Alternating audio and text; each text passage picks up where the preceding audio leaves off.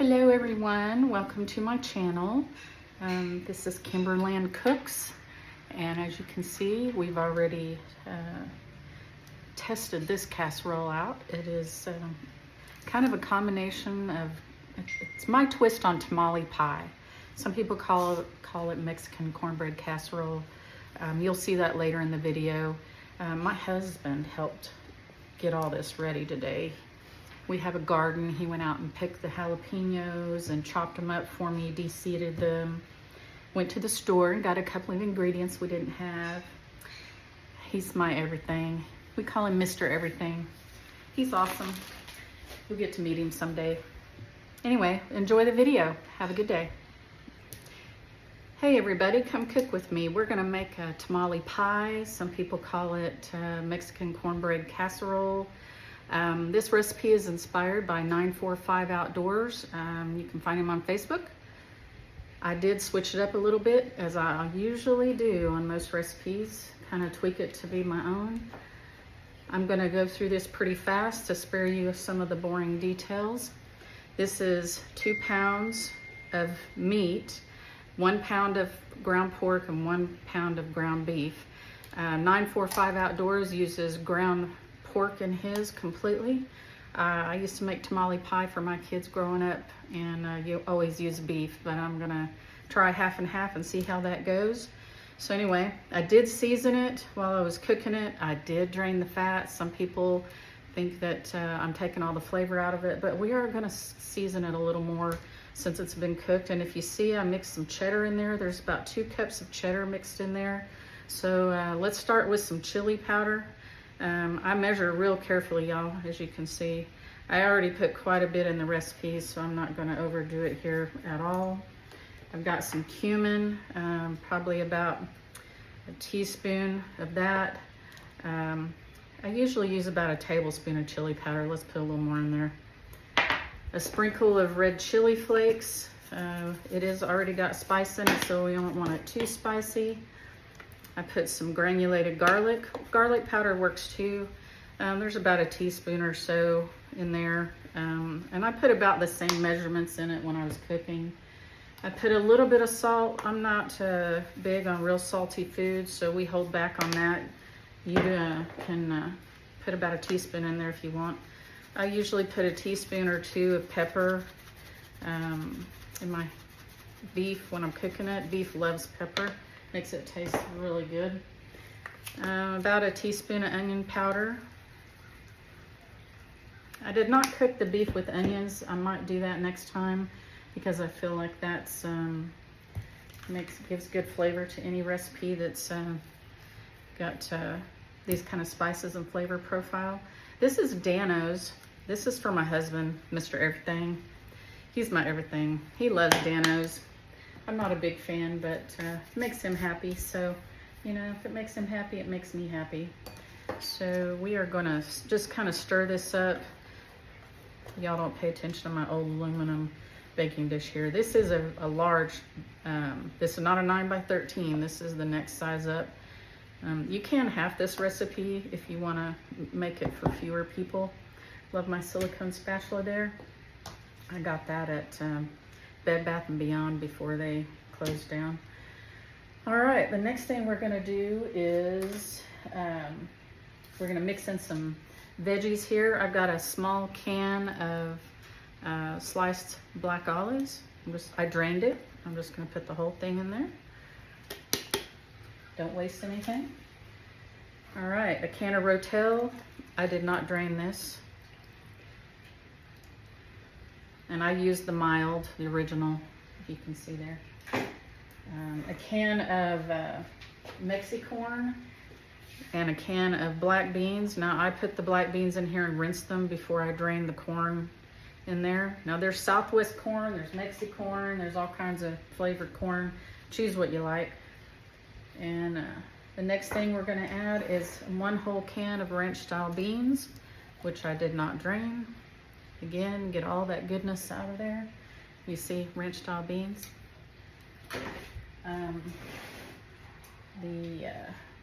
Next we're gonna put in a can of cream style corn. Y'all, I'm not very experienced at this video thing. Y'all are gonna have to forgive me. All right, a little bit more out of there. As you can see, I did the fresh cut. It doesn't have any salt added. Again, we don't like a lot of salt in our food. If you like the regular kind, use it. And it's up to you. Sure, it's your casserole. So, after you get all that in there, mix it up. Now's a good time to go ahead and preheat your oven to 400 degrees.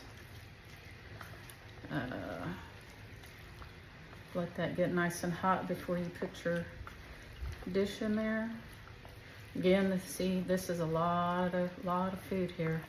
It'll feed a big family. We're gonna have company tomorrow. Our friends, Hoyt and Dana and their kids are coming over to hang out with us. They, you know, they're family to us. Friends become family a lot of times, right? So I'm gonna fish this to the side now, and we're going to make the topping for this. All right, and I have again saved you the boring details. What I have in here is 2 cups of self-rising flour. That's Shawnee's Best, real good stuff there. 2 cups of Shawnee's Best yellow cornmeal. 1 teaspoon of baking powder. Okay, and here's where things go off the rails, folks. There is a tablespoon of sugar in here. And some people don't call that cornbread, they call it corn cake. I was raised in the South, and my grandmother did not put sugar in her cornbread. I did find her, she put maybe a teaspoon in there occasionally. But mostly she did not put sugar in her cornbread. Now this recipe, I feel like the sugar does a great job at offsetting and complementing all the spicy Southwest flavors we have going on in this casserole. So if you don't like the sugar in it, try it without it. It's not required. It's completely up to you. The next thing we're gonna put in here, we've got all our dry stuff in there now. We're gonna add a couple of eggs. Now I crack my eggs in a little bowl before I put them in. I don't crack them over the bowl because I have made the mistake of getting eggshells in my food before that I could not dig out, and it was quite the deal. Okay, the other thing that's kind of generalized is buttermilk. You can use milk in this. I prefer buttermilk because it just makes your cornbread that much more moist and yummy. There's a little over a cup in here right now. I don't measure it, I do it by consistency. So let's mix this up and see how it looks.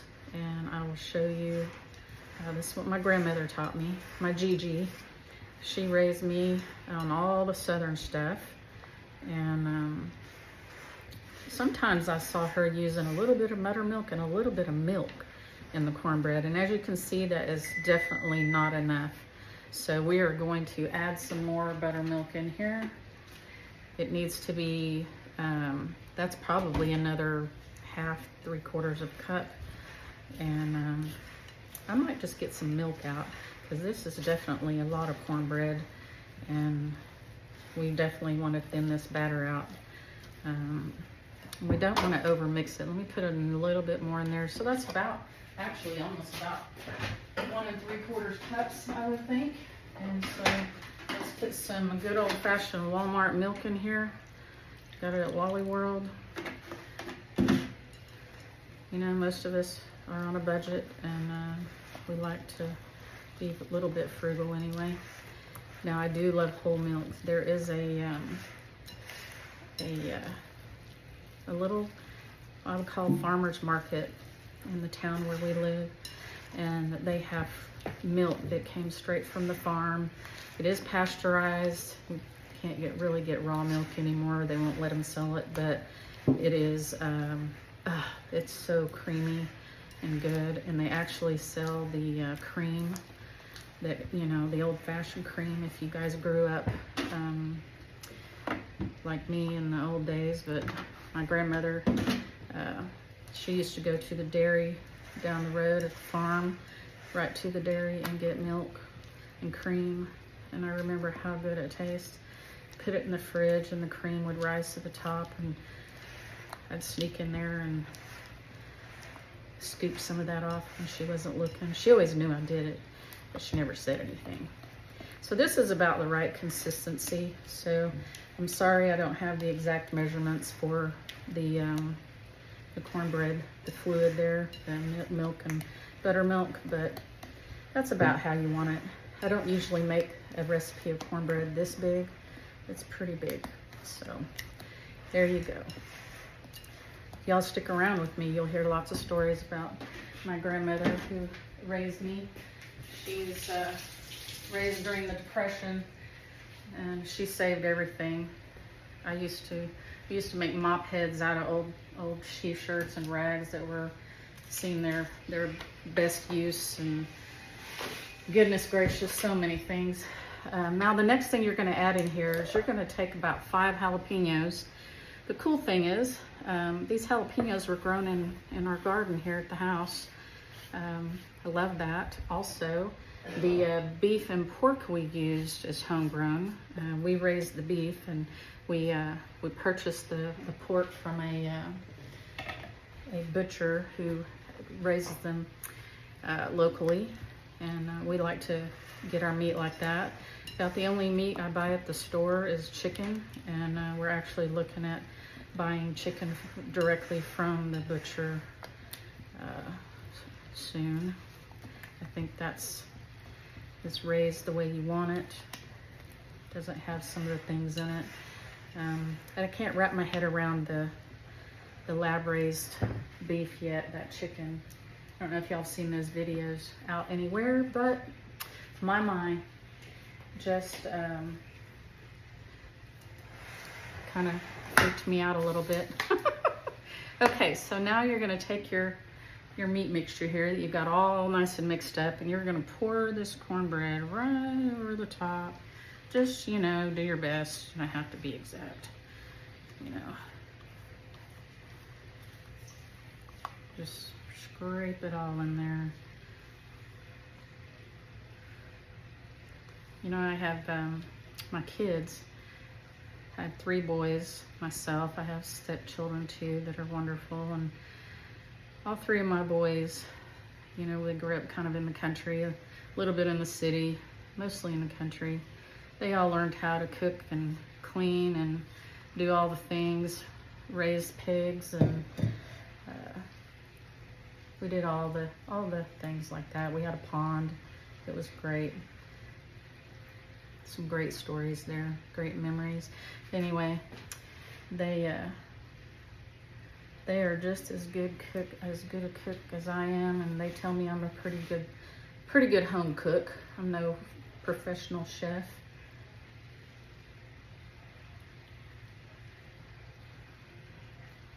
One of my family members, Angie, was a sous chef back in the day. She is the professional. She does really nice things. But there we go. You know, if I was just off camera, I would just take my finger and just, you know, and some people just freak smooth out if you do stuff like that. So now what we're gonna do is we're gonna put this in the 400-degree oven. I would say 45 minutes, close to an hour in some ovens, depending on where you're at. You want it to be kind of golden brown on top. You might just stick a toothpick in the center, not all the way through, but just through the cornbread portion. See if it's done in the middle. And when you get to that point, take it out, and we'll see you then. Folks, before you put this in the oven, forgot to tell you, that 3/4 of stick of a butter, you're gonna melt it. You can do it in the microwave. Funny story about our microwave. We went on vacation, we came back, we're guessing some kind of power surge anyway. I went to use the microwave the first time. It's a new microwave, it's like 6 months old. And I heard popping and all kinds of noise, racket. Turned around, and there's like flames and sparks shooting out of the vent on the inside of the microwave. Of course, I turned it off immediately, opened the door, and it's smoking. I really thought it was going to catch on fire. It was quite the scary situation there. Anyway, so we're waiting on the replacement microwave to get here. And I'm just gonna stir this in a little bit. Just get it down into that cornbread. Makes it so much better. And anyway, so we are doing things the old-fashioned way around here for a while. Which kind of brings back memories. I remember when we didn't know what a microwave oven was when I was a kid. Can you tell I'm kind of like, I'm probably what you would call Gen X. I was born, we had such the cool stuff though. We had the best music growing up. We had all kinds of things. We saw the internet come to life, and just all kinds of cool things happened in my childhood and growing up. I think it's been pretty cool. Pretty cool. First time we had a remote control that you didn't have to get off the sofa to go change a channel. We just thought we had made it because we were no longer having to get off the sofa to go change the channel for the parents. We were not the remotes anymore. It was kind of cool. Anyway, back in the oven again, 45 minutes to an hour. We'll see you then. Okay, folks, we are back. Look at that beautiful browned cornbread. So now what we're gonna do is we're gonna take 2 cups of pepper jack cheese, and we're going to spread it all over the top here.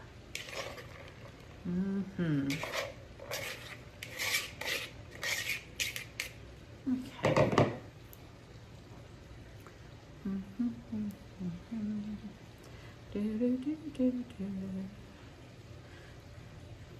I hum because, you know, I can't sing. Used to be able to. My friend Terry and I used to sing together. She was a lot better than me, but we sounded really good together.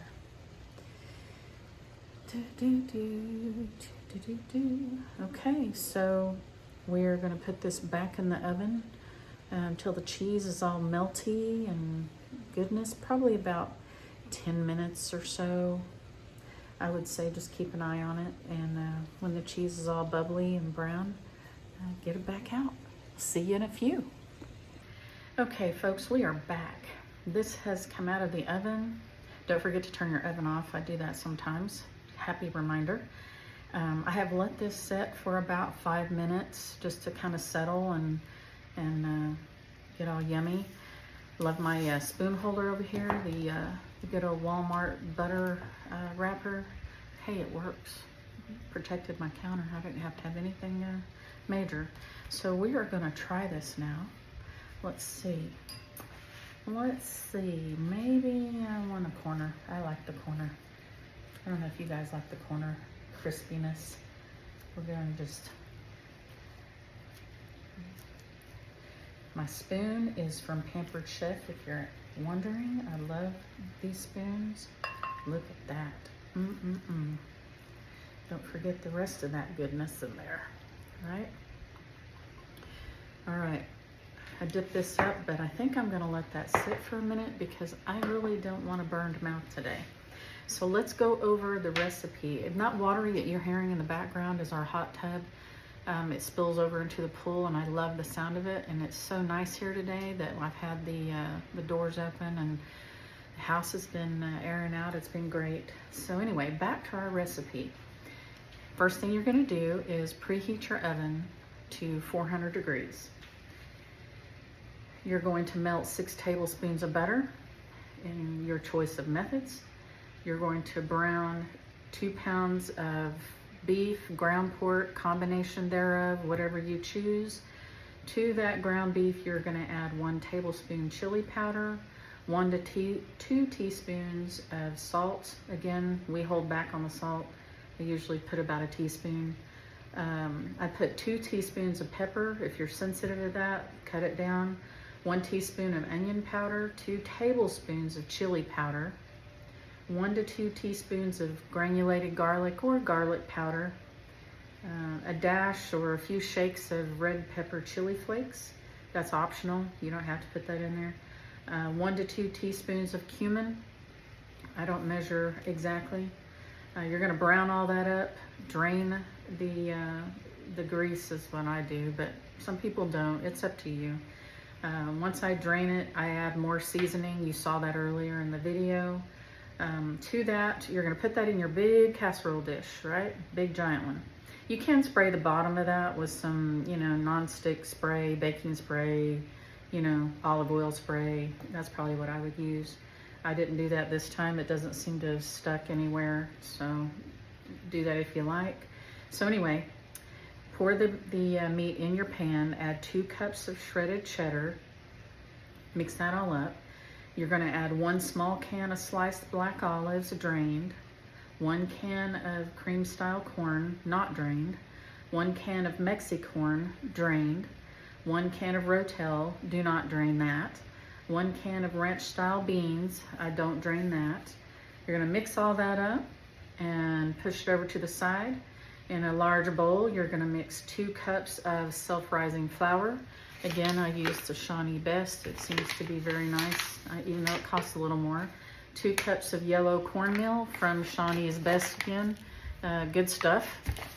And 1 teaspoon of baking powder, 1 tablespoon of sugar. You're gonna add 2 eggs.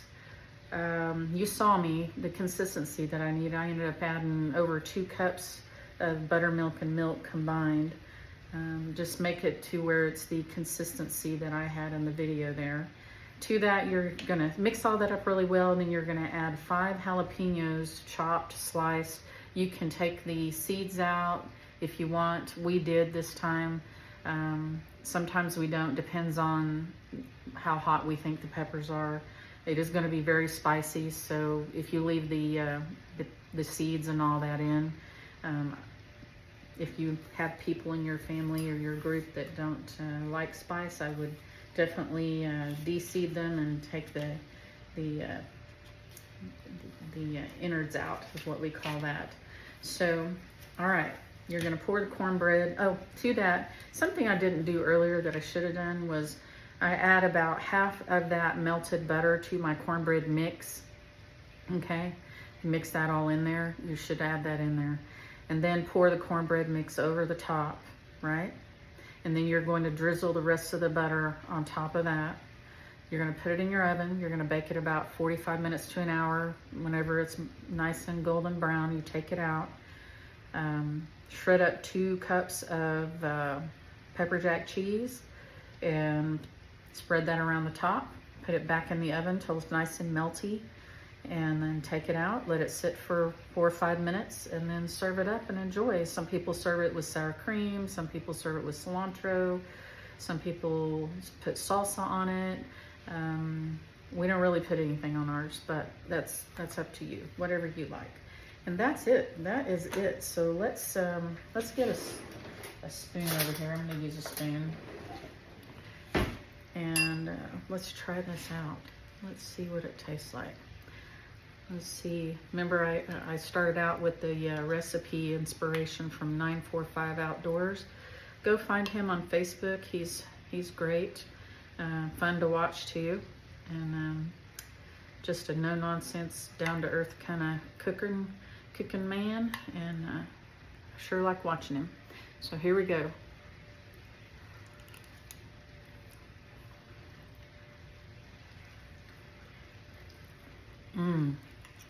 Folks, you cannot go wrong with that. That is fantabulous. Perfection right there. That is some good stuff. Y'all have a good day. Enjoy.